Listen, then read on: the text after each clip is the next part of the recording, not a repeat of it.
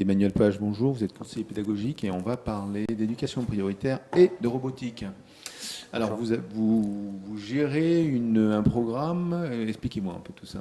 Alors le programme qui a été mis en place en Gironde, qui s'appelle le langage et robotique, est un programme qui a été axé donc, sur le robot Timio, développé par le PFL de Lausanne et l'INRIA de Bordeaux. Pourquoi on l'a appelé langage et robotique? Parce que c'est un projet un peu transversal et c'est pas le piège de la robotique pour la robotique, c'est effectivement travailler la robotique à travers plusieurs langages. Langage déjà maîtrise de la langue, au niveau de l'argumentation, au niveau du discours, au niveau de pourquoi on fait cela. Langage mathématique, avec le raisonnement logique, des si alors par exemple.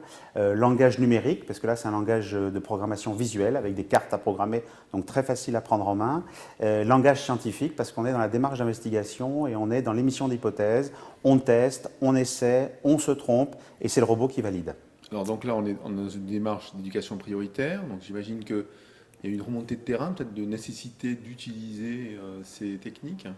Alors le choix de l'éducation prioritaire, c'est un choix avec plusieurs objectifs. Déjà, il y avait l'enjeu derrière de la promotion filles-garçons, que les sciences sont peu, on va dire, au niveau de l'enseignement supérieur, il y a peu de filles qui vont vers les métiers scientifiques. Donc on avait déjà envie de ça, mais là, ce n'est pas propre à l'éducation prioritaire. On avait envie un petit peu de donner à ces enfants la chance aussi de découvrir des universités comme l'INRIA, puisque les enfants d'éducation prioritaire viennent à l'INRIA, les chercheurs se déplacent dans les écoles. Donc c'était vraiment un postulat de départ. On voulait commencer en éducation prioritaire pour donner un peu plus d'équité et d'égalité au niveau de ces élèves. Voilà, c'était ça l'enjeu de début. Ok, donc ça vient de Floirac. Alors au départ, c'est parti sur Florac. On a plusieurs éducations donc en REP et en REP+, sur le département. Lormont, Senon et Florac, dans les 3 premières villes, à être partis sur ce projet d'éducation prioritaire.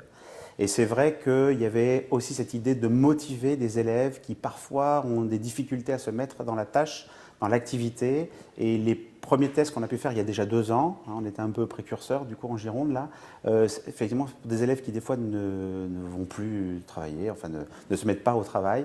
Avec ce robot, il y a eu un petit côté un peu miraculeux de commencer à travailler, de prendre ce robot et de commencer à produire des petits programmes, à argumenter ce qu'il faisait et d'être dans ce raisonnement logique. Donc ça nous a, j'allais dire, aiguillé pour continuer dans l'éducation prioritaire et le développer encore plus.